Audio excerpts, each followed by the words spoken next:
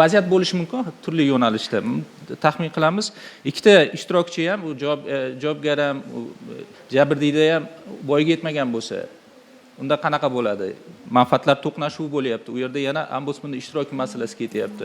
Bu masalalar qanday yechim sizlarga taklif etiladi? Zero loyihada yo'qda bu yechim.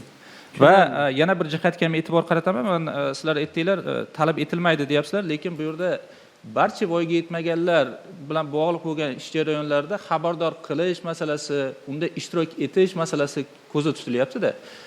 Ombudsmanda o'zi kadrlar zaxirasi qanday, bunga yana ishtirok etish imkoniyati bormi? Bular xabardor qilinadigan bo'lsa, uni nima qiladi?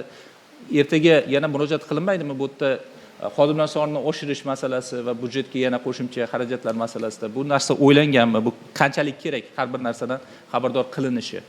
Va yana bitta jarayon bo'lyaptiki, bu ham bo'lsa yopiq majlislarda ishtirok etish, umuman sud jarayonida ishtirok etish bu mas'uliyat va javobgarlik masalasi ham bor-da.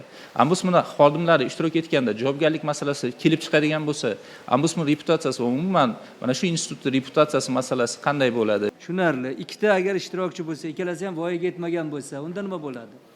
Unda ham masala bo'lmaydimi? Masala bo'lmaydi. Uchinchisi savol so'rayapti. Ertaga qo'shimcha ishlar so'ramaydimi ombudsman deyapti. Bu hammasini xabardor, bunga odami, xodimi yetadimi deb so'rayapti. Bu hammasiga biz qonun loyihasiga o'qib chiqaradigan bo'lsak, bu barcha sud nimalarida qo'shimcha budjetdan odam so'ramaydimi qatnashish uchun texnik bu imkoniyati. Bu 2024-yilda amaldagi qonunda o'sha qabul qilinganda e'tiborga olingan.